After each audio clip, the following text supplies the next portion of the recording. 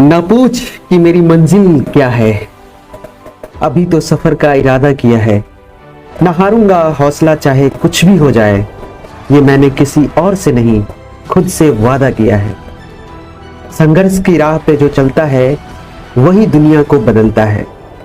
जिसने अंधेरे से जंग जीती है, सूरज बनकर वही चमकता है, वही चमकता है। नमस्कार फ्रेंड्स, मैं गौतम कुमार स्वागत करता हूं आपका स्टडी स्पार्क यूट्यूब फैमिली में। आज हम लोग एमसीक्यू सीरीज कर रहे हैं assistant sanitary and waste management officer exams के लिए, जो कि बीपीएससी के द्वारा आयोजित की जाएंगी। इसका एग्जाम डेट भी अनाउंस हो गया है। चलिए उसी कड़ी में आज हम लोग एमसीक्यू सेकेंड पार्ट कर रहे हैं। उसका फर्स्ट क्वेश्चन है, which of the following is not the advantage of the देवात DEWAT system of waste water. दोस्तों, सबसे बड़ी बात मैं ये बताना चाहूंगा क्वेश्चन करने से पहले कि जो हमारा एमसीक्यू होता है ना, आप यूट्यूब पे पूरा देख लीजिए।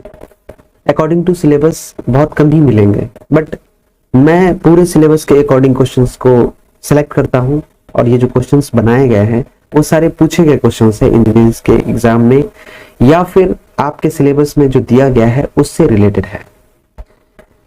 अब हम शुरू करते हैं। निम्नलिखित में से कौन अपशिष्ट जल की देवात DEWAT प्रणाली का लाभ नहीं है? यहाँ पे पूछा गया है इस प्रणाली का लाभ के बारे में कि कौन सा लाभ नहीं है। ऑप्शन देखिए, ऑप्शन इसका सी हो जाएगा आंसर, हाई इन्वेस्टमेंट, उच्च निवेश। ये देवात प्रणाली का, देवात सिस्टम का लाभ नहीं है। अपशिष्ट जल का होता है इंग्लिश वेस्ट वाटर, यहाँ पे दिया हुआ है, हिंदी इंग्लिश दोनों में दिया गया है, आप देख सकते हैं। ओके, अब इसका एक्सप्लेनेशन जानते हैं कि इसका आंसर हाई इन्वेस्टमेंट क्यों हुआ। बढ़ते हैं। देवात DEWATS, इसका पूर्ण रूप होता है विकेंद्रीकृत अपशिष्ट जल प्रबंधन प्रणाली। इन इंग्लिश अगर बात करें तो देवात का यहाँ पे मैंने लिख रखा है, इसका फुल फॉर्म होता है इंग्लिश में decentralised waste water management system. Decentralised waste water management system आपने देखा, यहाँ पे हिंदी में इसको बोलते हैं विकेंद्रीकृत अपशिष्ट जल प्रबंधन प्रणाली। यह एक प्रकार का उपचार है, ट्रीटमेंट सिस्टम है। ये देवात उपचार है ये, जिसे जैविक और प्राकृतिक जल उपचार प्रक्रियाओं का उपयोग करके डिजाइन और निर्मित किया जाता है। इस परियोजना का उद्देश्य विशेष रूप से मानसून के दौरान दुर्गंध और जल भराव की समस्या से छुटकारा पाना है। ये जो देवात सिस्टम है, ये जो बनाया गया है सिस्टम, वो विशेष रूप से मानसून के दौरान जो वेस्ट होते हैं उसमें सरांध आने लगती है, दुर्गंध आने लगती है, और जो जल भराव का समस्या होता है उससे निजात पाने के लिए, छुटकारा पाने के लिए इस सिस्टम का उपयोग किया जाता है। क्लियर है? अपशिष्ट जल घरों, उद्योगों, अस्पतालों और बाजारों से एकत्र किया जाता है इस सिस्टम में। उसके बाद क्या होता है, इसे ढके हुए या खुले नालों में एक केंद्रीय उपचार संयंत्र में एकत्र किया जाता है।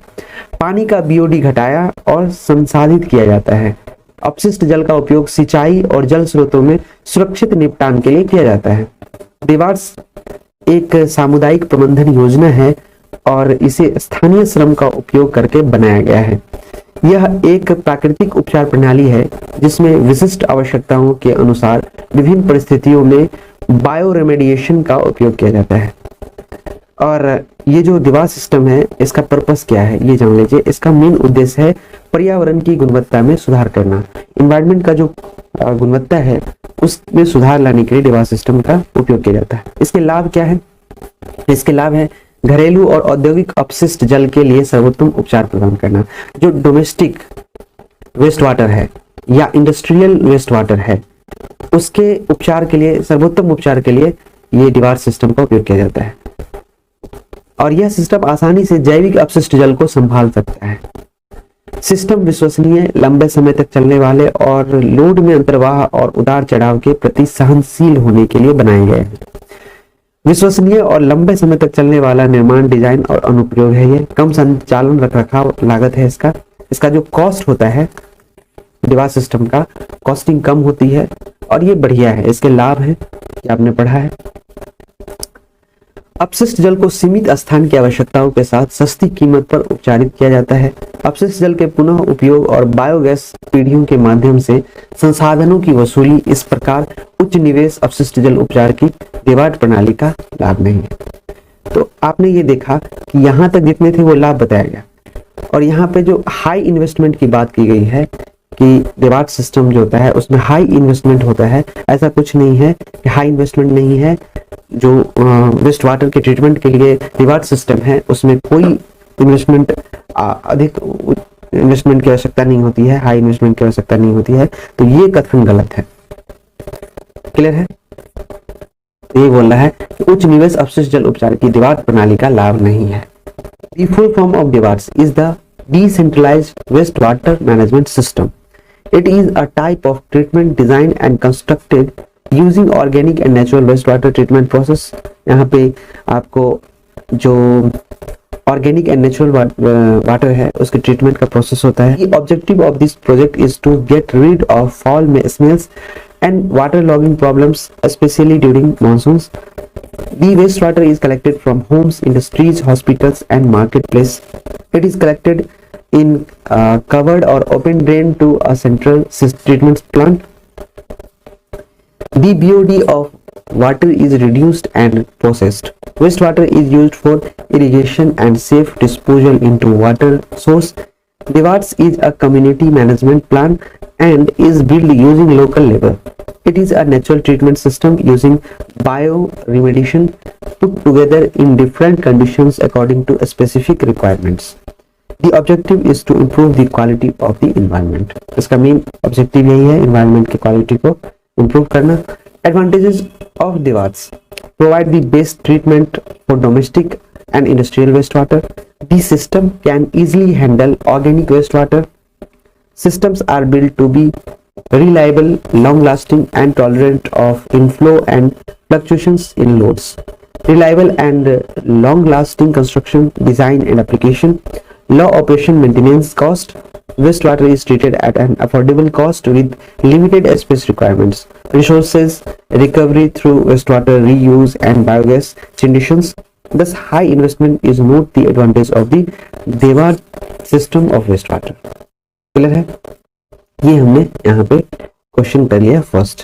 फ्रेंड, आप BPSC assistant sanitary and waste management का तैयारी कर रहे हैं तो हमारा कोर्स भी है, आप हमारा स्टडी स्पार्क ऐप डाउनलोड कर सकते हैं प्ले स्टोर से, और वहाँ पर जाकर जब ऐप डाउनलोड कर लेंगे तो आप हमारा कोर्स परचेज कर सकते हैं। ASWMO नाम से है, पेपर 2।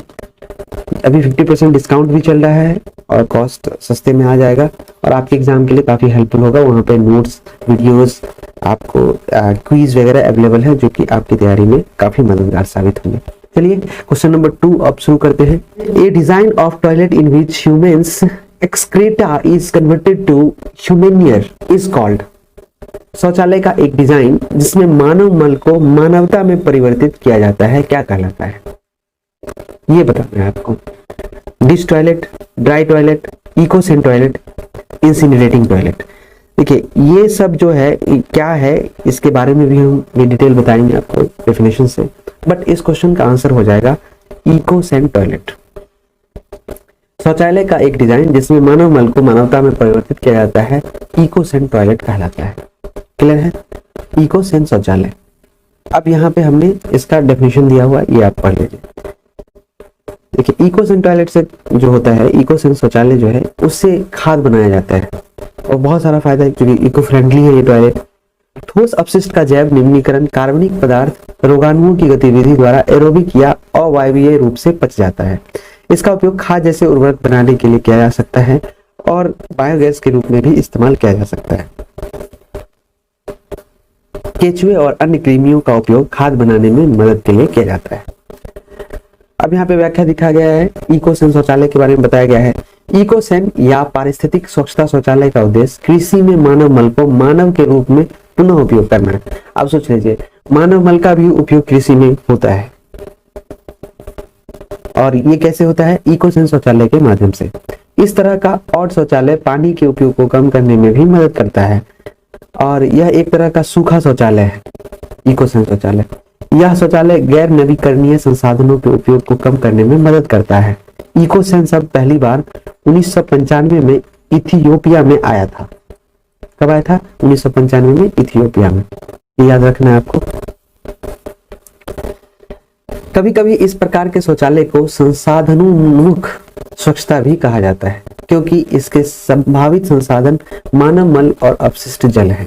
सोच लीजिए कि जो वेस्टेज है मानव का, या वेस्ट वाटर हो या उसका मल हो, उसको भी उपयोग में लाया जाता है।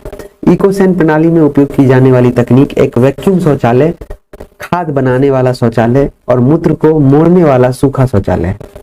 इकोसैन प्रणाली इसी को कहते हैं, जिसमें एक वैक्यूम का उपयोग किया जाता है, वैक्यूम टाइप का होता है यह शौचालय, यहाँ पे खाद बनाया जाता है, मूत्र को मोड़ने वाला सूखा शौचालय बनाया जाता है। यह एक प्रकार का बंद प्रणाली वाला शौचालय है जिसमें पानी की आवश्यकता नहीं होती है, इसलिए पानी की कमी वाले स्थान और भूजल संदूषण के जोखिम वाले स्थान इस प्रकार के शौचालय का उपयोग कर सकते हैं। तो इसमें ये फायदा है कि इकोसैन शौचालय में पानी की आवश्यकता नहीं होती है। दूसरा है कि जहाँ पे भूजल संदूषण है, मतलब पानी जो भूमि के अंतर्गत दूषित होने का जोखिम है, जहाँ पर ये पानी हम लोग चापाकल का पीते हैं ना जी, भूमि धरती के अंदर का पानी निकाल कर, इसी को भूजल बोलते हैं, भूजल। तो जो पानी के अंदर है, भूमि के अंदर जो पानी है वो है भूजल। संदूषण कहने का अर्थ है कि वो प्रदूषित नहीं है। अगर मानिए कि कोई ऐसा जगह है जहाँ पे लेयर ऊपर है और वहां पर लगता है कि अगर वहां पे कचरा हो, वेस्टेज हो, इस तरह का टॉयलेट वगैरह हो, तो उससे भूमि के अंदर जो पानी है वो भी दूषित हो जाएगा। तो वैसे जगहों पर इन शौचालय का निर्माण किया जाता है, क्योंकि उसमें पानी का यूज होता ही नहीं है, तो वो नीचे लेयर तक जाएगा ही नहीं, सूखा शौचालय है, तो ये उसके लिए फायदेमंद है। इस तरह के शौचालय में मल मूत्र से पोषक तत्वों की वसूली और पुनर्चक्रण के सिद्धांत का उपयोग करके हम इसका उपयोग कृषि में कर सकते हैं। क्लियर है? तो ऐसा शौचालय क्या होता है, जो भी मल मूत्र होता है उसमें से जो तत्व है कृषि के लिए लाभदायक है, उनको रिसाइकलिंग के सिद्धांत जो प्रिंसिपल्स है उसके थ्रू उसको रिसाइकल करके फिर से खाद के रूप में कृषि में उपयोग किया जाता है। यह प्रक्रिया धीमी है और मल को जैविक खाद में बदलने में 8 से 9 महीने का समय लग सकता है। क्लियर है? इस प्रकार शौचालय का एक डिजाइन जिसमें मानव मल को मानवता में परिवर्तित किया जाता है, इकोसैन शौचालय कहा जाता है। क्लियर हो गया? आपका कॉन्सेप्ट अब लगता है कि पूरा क्लियर हो गया। जब मैं क्वेश्चन पूछा था, जब आप क्वेश्चन पढ़े होंगे तो आपके माइंड से बाउंस कर गया होगा पूरा, बट जैसे ही आपने डेफिनेशन पढ़ लिया, अब इस टॉपिक से कोई भी क्वेश्चन पूछेगा आपसे, आप आराम से बना दीजिएगा। फ्लश शौचालयों के विपरीत सूखे शौचालय बिना फ्लश वाले पानी के काम करते हैं। अब क्या होता है कि जो फ्लश वाला शौचालय देखे ना, जाते हैं बाथरूम में, फिर फ्लश करते हैं, फिर वहां पे पानी यूज होता है, फिर वो साफ होता है।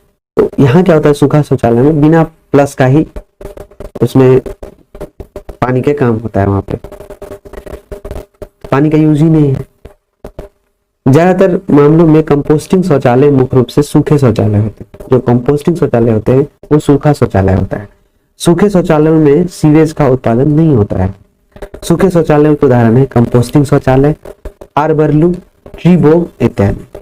ये नाम याद रख लीजिए, कंपोस्टिंग शौचालय, आर्बरलू, ट्रीबो, ये सब क्या है, ड्राई टॉयलेट है, सूखा शौचालय है। एक होता है भस्म करने वाला शौचालय। इस तरह के शौचालय को सीवर सिस्टम या अंतर्देशीय सेप्टिक सिस्टम से जोड़ने की आवश्यकता नहीं होती है। अब जो भस्म करने वाला शौचालय होगा उसमें जलता है सब कुछ, तो वहां पे सीवर सिस्टम या अंतर्देशीय सेप्टिक सिस्टम ये सबको जोड़ने का जरूरत ही नहीं पड़ेगा। यह एक स्वनिहित जल विहीन प्रणाली है। मानव अपशिष्ट को जीवाणु रहित स्वच्छ राख में जलाने के लिए यह शौचालय बिजली या गैस पर निर्भर करता है। तो समझ में आ गया कि ऐसा भी शौचालय है, पहली बार सुने हम लोग, तो देखे भी नहीं है, लेकिन ऐसा शौचालय होता है जहाँ पे जो मानव के द्वारा मल होता है, जो अपशिष्ट होता है, उसमें बहुत सारा बैक्टीरिया वगैरह पाया जाता है ना, तो उसको जीवाणु रहित बनाने के लिए क्या करते हैं, उसको जला दिया जाता है और राख के फॉर्म में उसको बना दिया जाता है। और यह शौचालय क्या होता है, बिजली पर या गैस पर निर्भर करता है, चलता है उसी से। इस शौचालय में सिर्फ मानव मल, टॉयलेट पेपर, टेम्पोन और सैनिटेशन पैड ही जलाए जा सकते हैं, लेकिन यहाँ पेशाब नहीं जलाया जा सकता। ठीक है, तो जो मानव मल, टॉयलेट पेपर, टेम्पोन और सैनिटेशन पैड वगैरह होता है जो यूज करते हैं टॉयलेट में लोग, उसको यहाँ पर जला दिया जाता है इंसिनरेशन शौचालय में। लेकिन यहाँ पर पेशाब जो पानी का फॉर्म है तो उसको जलाया नहीं जाता है। यह शौचालय एक पर्यावरण के अनुकूल गैर दूषित शौचालय है जिसमें पानी की आवश्यकता नहीं होती है। तो इंसिनरेशन वाला जो टॉयलेट है उसमें भी पानी की आवश्यकता नहीं होती है। यहाँ पे इंग्लिश वर्जन है कंपोस्टिंग। ठीक है, तो हमने बता ही दिया है, आप इसको पढ़ लीजिएगा, हो सके तो स्क्रीनशॉट आप ले सकते हैं। ठीक है, क्वेश्चन नंबर 3 आप देखते हैं। What is full form of DWATS? Decentralised watershed management system, ये होगा गलत। डिसेंट्रलाइज्ड वाटर मैनेजमेंट सिस्टम, ये भी गलत। Decentralised waste water management system होता है DWAT का फुल फॉर्म। ये हमने आपको पढ़ाया भी था DWAT के बारे में। इसका आंसर हो जाएगा option number C, decentralised waste water management system full form होता है DWAT का। आगे बढ़ते हैं।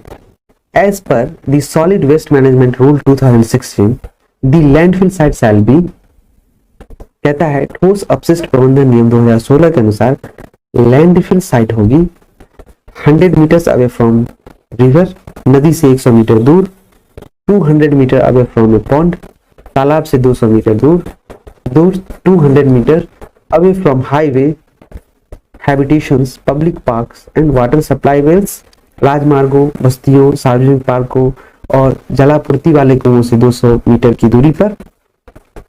और फोर्थ है 20 किलोमीटर अवे फ्रॉम एयरपोर्ट्स और एयरबेस, हवाई अड्डे या एयरबेस से 20 किलोमीटर की दूरी पर। ये आपको ऑप्शन से बताना है 1 and 2, 1 and 3, 1, 2 and 3 and 1, 2, 3 and 4। तो इसका आंसर हो जाएगा सभी ऑप्शन नंबर 4, 1, 2, 3 and 4। तो ये कैसे हुआ? देखिए, ठोस अपशिष्ट प्रबंधन नियम 2016 जो है उसको आपको पढ़ना है, आपके सिलेबस में है ये, उसी से मैंने ये क्वेश्चन बनाया है।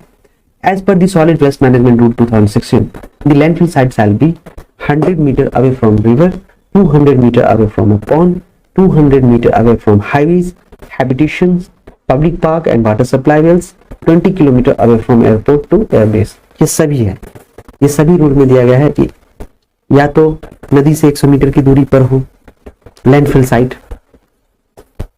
ठीक है, या फिर तालाब से 200 मीटर की दूरी पर हो, या फिर राजमार्ग, बस्तियों, सार्वजनिक पार्कों और जलापूर्ति वाले कुओं से 200 मीटर की दूरी पर हो, या हवाई अड्डे या एयरबेस से 20 किलोमीटर की दूरी पर। तो ये ऐसा क्यों कहा गया कि लैंडफिल साइट इतनी दूरी पर होना चाहिए? उसके पीछे रीजन है। देखिए, जब लैंडफिल के थ्रू कचरे का निपटान किया जाता है तो उसमें क्या होता है कि भूमि के अंदर कचरे को गाड़ा जाता है। ये मानिए भूमि के अंदर गड्ढा करके कचरे को गाड़ दिया जाता है। जब ये भूमि के अंदर कचरे को गाड़ा जाता है तो इस बात का ध्यान रखा जाता है कि जिस कचरे को हम दफना रहे हैं मिट्टी के अंदर, वह कचरा इतना अंदर ना दफनाया जाए कि भूमि के अंदर जो जल है, ये पानी होता है ना भूमि के अंदर, उसको जाकर दूषित कर दे। ये भी ध्यान रखा जाता है। तो जिस समय लैंड फिलिंग होती है उस समय में लेयर का ख्याल रखा जाता है कि इतना ही गड्ढा किया जाए कि कचरा नीचे वाले जो लेयर है, पानी है, भूजल है, उसमें जाकर नहीं मिले और उसको दूषित ना करे। क्लियर है? तो इसी कॉन्सेप्ट के थ्रू नदी को भी ध्यान में रखा जाता है कि जहां पे लैंडफिल साइट है वो 100 मीटर की दूरी पर हो। क्यों? क्योंकि जब हम यहाँ पे गड्ढा करेंगे तो हो सकता है अगर नजदीक रहेगा और नजदीक में साइट रहेगा लैंडफिल साइट, वहां पे कचरे को दफनाएंगे तो ऑटोमेटिकली ये नदी के पानी को दूषित कर देगा, तालाब के पानी को दूषित कर देगा। ओके, जल आपूर्ति वाला कुआं है, इस सब को दूषित कर देगा। या फिर वहां पर राजमार्ग है, बस्ती है, सार्वजनिक पार्क है, वहां पे स्मेल करेगा, वहां के वातावरण को दूषित कर देगा। हवाई अड्डा है, एयरबेस है, उससे 20 किलोमीटर की दूरी पे बोला गया। यहाँ मीटर में है और यहाँ किलोमीटर में, देख रहे हैं। तो हवाई अड्डा और एयरबेस से तो कहा गया कि और 20 किलोमीटर की दूरी पर रखिए। तो मेन रीजन यही है, जिससे जो पानी है, जो भूजल है, उसके संदूषण से बचा जा सके, इसीलिए इस तरह का रूल बनाया गया। क्लियर है? यहाँ पे बोला गया है revision of parameters and existing standards as per the new rules the landfill site shall be 100 metre away from river, 200 metre away from the pond, 200 metre away from highways, habitations, public parks and water supply wells, 20 kilometre away from airport और airbase. देखिए यहाँ पे क्या है, उत्सर्जन मानकों को पूरी तरह से संशोधित किया गया है और इसमें डाइऑक्साइंस फ्यूरॉन के लिए पैरामीटर शामिल है। पार्टिकुलेट मैटर की सीमा 150 से घटाकर 100 और अब 50 कर दी गई है। साथ ही उर्वरक नियंत्रण आदेश के साथ संरेखित करने के लिए खाद्य मानकों में संशोधन किया गया है। ये MSW 2016 के रूल के अकॉर्डिंग किया गया है। एमिशन स्टैंडर्ड है उसको अमेंड किया गया है और उसमें डायोक्सिन्स, फ्यूरॉन्स, इस सब के लिमिट्स को कम कर दिया गया। पहले 150 था पार्टिकुलेट मैटर की सीमा, फिर उसको क्या किया है 150 से घटाकर 100 कर दिया, फिर क्या किया है उसमें भी संशोधन करके 50 कर दिया। इससे ज्यादा ये सब चीज नहीं रहना चाहिए कचरे में, जैसे डायोक्सिन, फ्यूरॉन्स, ये सब का लिमिटेशंस घटाया गया है। खाद का जो है ना, जो कंपोस्ट वगैरह है, जो फर्टिलाइजर है, उसके लिए ये बनाया गया है, ये अमेंड किया गया है। क्लियर है? Which of the following city established a waste removal system the first time? कहता है निम्नलिखित में से किस शहर ने पहली बार कचरा हटाने की व्यवस्था स्थापित की थी? और ये किया था एथेंस ने। ये हमने पढ़ा रखा है आपके क्लास में, अगर आपने मेरा क्लास लिया हुआ तो वहाँ पे मैंने पढ़ाया हुआ है, हिस्ट्री पढ़ाया हुआ है, हिस्ट्री में है ये सब, वेस्ट मैनेजमेंट का हिस्ट्री जो है। तो निम्नलिखित में से एथेंस शहर ने पहली बार कचरा हटाने की व्यवस्था की थी। एथेंस इसका करेक्ट आंसर है। एक्सप्लेनेशन यहाँ पे दिया गया है, देखिए यहाँ पे, waste removal system for the first time in Athens Greece in 320 BC। 320 BC में ग्रीस में जो है ये एथेंस है, वहां पर ये रिमूवल सिस्टम को फर्स्ट टाइम अडॉप्ट किया गया था। This system involve the followings: the practice of throwing waste on to unpaved streets and roadways had been forbidden by the authorities of that time. It was made compulsory that property owners were responsible for cleaning the streets fronting their property.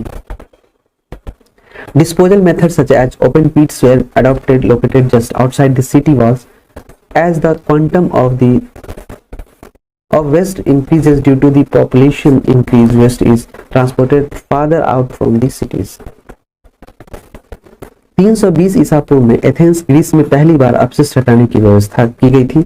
इस प्रणाली में निम्नलिखित शामिल है: उस समय के अधिकारियों द्वारा कच्ची सड़कों और सड़कों पर कचरा फेंकने की प्रथा को मना किया गया था। सोच लीजिए 320 BC में ही ये व्यवस्था कर दी गई थी। यह अनिवार्य कर दिया गया था कि संपत्ति के मालिक अपनी संपत्ति के सामने की सड़कों की सफाई के लिए जिम्मेदार होगा। ये बहुत बढ़िया चीज है भाई, जहाँ आपकी प्रॉपर्टी है उसके सामने जो सड़क है वो गंदी नहीं रहनी चाहिए। अगर ऐसा हो जाएगा तो हमको तो लगता है हर चीज क्लीन ही नजर आएगा।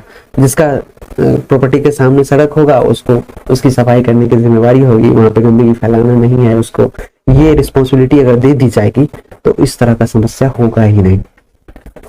शहर की दीवारों के ठीक बाहर स्थित खुले गड्ढों जैसे निपटान के तरीके को अपनाया गया। उस समय ये सारी चीजें की गई थी। जैसे जैसे जनसंख्या वृद्धि के कारण कचरे की मात्रा बढ़ती है, कचरे को शहर से दूर ले जाया जाता है। क्लियर? अब क्वेश्चन नंबर 6 हम लोग देखते हैं। Treatment method prevent immobilisation of hazardous waste into environment: hydrolysis, neutralisation, chemical precipitation, stabilisation and solidification. कहता है क्वेश्चन, उपचार विधि खतरनाक कचरे को पर्यावरण में स्थिर करने से रोकती है। और वो कौन सा उपचार विधि है जो खतरनाक कचरे को पर्यावरण में स्थिर करने से रोकती है, वो बताना है आपको। हाइड्रोलाइसिस, तटस्थता, रासायनिक वर्षा, स्थिरीकरण और जमना। देखिए स्टेबलाइजेशन एंड सॉलिडिफिकेशन ये एक प्रोसेस है, स्थिरीकरण और जमना, जो खतरनाक कचरे को पर्यावरण में स्थिर करने से रोकती है। स्टेबलाइजेशन एंड सॉलिडिफिकेशन आप देख लीजिए, जो बीपीएससी का सिलेबस दिया गया है उसमें आपको पढ़ना है स्टेबलाइजेशन एंड सॉलिडिफिकेशन, और उसी टॉपिक से ये क्वेश्चन है। और लगभग सॉलिडिफिकेशन से मैंने इसमें 10 क्वेश्चन को रखा है, 10 या 8 क्वेश्चन, तो ये आपको काफी फायदा करेगा, ये टॉपिक ही है। इस क्वेश्चन का आंसर हो गया ऑप्शन नंबर डी, यहाँ पे बताया गया। देखिए explanation: stabilization and solidification treatment protects human health and the environment by immobilizing contaminants within the treated hazardous waste. स्थिरीकरण और ठोसकरण उपचार उपचारित खतरनाक कचरे के भीतर दूषित पदार्थों को स्थिर करके मानव स्वास्थ्य और पर्यावरण की रक्षा करते हैं। और हजार्डस वेस्ट इतना खतरनाक होता है, इससे ज्यादातर ह्यूमन, जीव जंतु वगैरह बहुत ज्यादा प्रभावित होते हैं। क्लियर है? तो इसका प्रबंधन काफी जरूरी होता है। आप देखते होगा स्वास्थ्य विभाग में इसके लिए स्पेशली इसके मैनेजमेंट के लिए एक वन है, स्पेशल वन हजारडस वेस्ट के लिए, जिसके ट्रीटमेंट के लिए, इसके कचरे के कलेक्शन के लिए। और वो कलेक्ट करके बंद बॉडी होता है, उसमें हॉस्पिटल के जितने भी वेस्टेज होते हैं उसको वो कलेक्ट करता है और फिर उसको उसका निपटान करने के लिए, डिस्पोजल करने के लिए बाहर ले जाता है।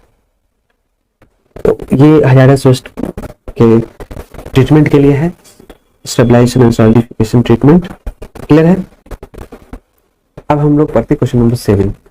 Which treatment is better suitable for remediation of contaminated hazardous waste site? Hydrolysis, neutralization, chemical precipitation, stabilization and solidification। यहाँ पे कहा गया है दूषित खतरनाक अपशिष्ट स्थल के उपचार के लिए कौन सा उपचार बेहतर है। आपने एक्सप्लेनेशन देख लिया है।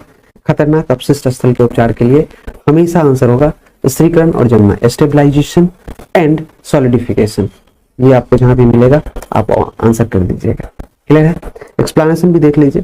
Under RCRA and CERCLA programme, stabilization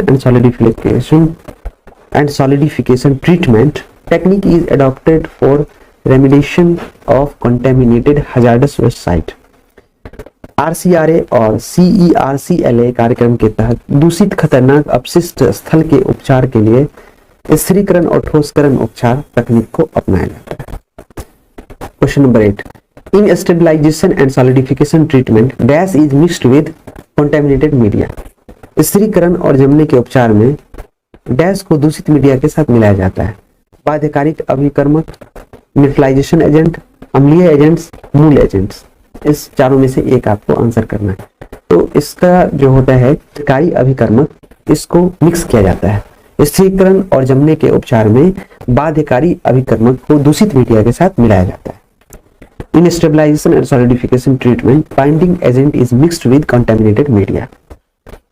स्थिरीकरण और जमने के उपचार में बाध्यकारी अभिकर्मक या बाध्यकारी एजेंट को दूषित मीडिया के साथ मिलाया जाता है। एक्सप्लेनेशन है binding agent is mixed with contaminated media to solidify and stabilize the waste and to prevent further pollution into environment। कचरे को ठोस और स्थिर करने और पर्यावरण में और प्रदूषण को रोकने के लिए बाइंडिंग एजेंट को दूषित मीडिया के साथ मिलाया जाता है। क्लियर है? Question number 9। Solidification refers to changes in the dash properties of hazardous waste, physical, chemical, biological and physico-chemical। जमना खतरनाक कचरे के डैश गुणों में परिवर्तन को संदर्भित करता है।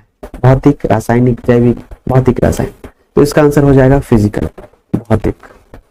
Solidification refers to changes in the physical properties of hazardous waste.